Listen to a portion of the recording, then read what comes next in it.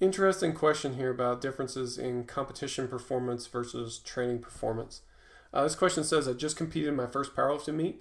I went 8 for 9, but I did not hit all the numbers I wanted to hit. I adjusted most of my attempts down based on how I felt after the previous attempt. Most of the time it turned out to be the right choice. Maybe it's a combination of nerves plus being in a new environment. On my squat, I hit about 95% of my estimated 1 rep max. On the bench, I only hit about 93% of my estimated 1 rep max, but my deadlift was bang on.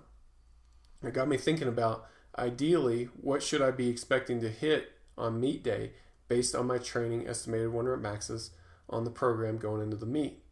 Based on the athletes you coach and your own experience competing, should we expect to hit our estimated 1 rep maxes or even exceed them in meets, especially when you have several meets under your belt, or is it common for meet results to be somewhat lower than your estimated 1 rep maxes going in? Okay, so there's a few things going on here, and it looks like you've got a pretty healthy mindset as far as how you're dealing with this.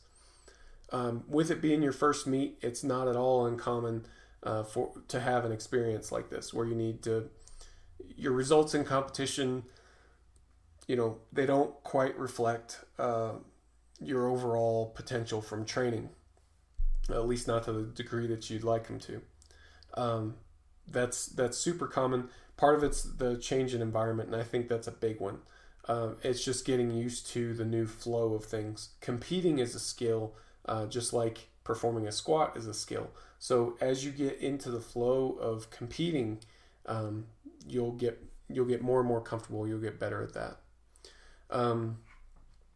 I don't really have a percentage of estimated 1 rep max that I recommend or that I use as a rule of thumb. We generally just do exactly what you did. Use the estimated 1 rep max to gauge where your strength is at, and then adjust your attempts on the fly. Now, having only 93% of your estimated 1 rep max on the bench, that's a little worrisome, just because openers are generally around 90%. So you don't want your opener and your final strength potential to be that close together. So in the future, you may need to adjust your goal weight down a little bit on the bench until you've established a different pattern, basically. But other than that, a lot of it is just that. It's finding out what pattern do you have? Because I find that this is very personality dependent. We have some lifters that just really seem to thrive on the competitive environment, and they go to a meet and they hit lifts that they couldn't even touch in training. But then we have other lifters who have very different experiences. They go to the meet and they perform at some level below what those estimated 1 rep maxes indicate. Now, why that is, like I said, I think personality has a lot to do with it. I think environment and comfort and just your ability to deal with all those different stimuli. I think that's the biggest piece of it. I think that's the largest determinant on where you fall on the spectrum.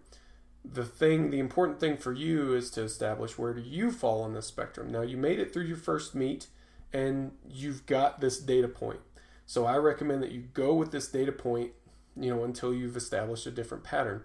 So next time, if you adjust your estimated 1 rep max on the squat and the bench down a little bit, more the bench than the squat, adjust them down a little bit. If you hit your goal weight and have more in reserve, great.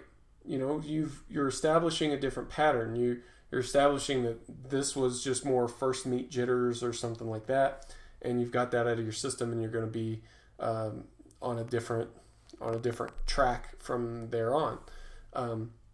I did something on my bench a while back where, for whatever reason, and there are plenty of reasons actually, my bench in a meet was about 50 pounds less than what I was doing in competition. Or my bench in competition was 50 pounds less than what I was doing in training. Now, that had to do with my technical discipline in training, the equipment I was using in training. Those were the big two. Also, my ability to taper and perform well in competitions. So all those things together made about a 50-pound impact for me. So what I would do is when I would go into a meet, I would adjust down my goal weight by about, between 25 and 50 pounds. And, that's what I went with. Now, over time, I fixed the equipment issues. I fixed most of the technical discipline issues, still working on a few of them. And I've fixed a lot of the tapering problems. So I've seen that 50-pound gap shrink to a much smaller number now. And so over time, I've adjusted my goal weights accordingly. I would definitely recommend that you follow a similar pattern with all of this.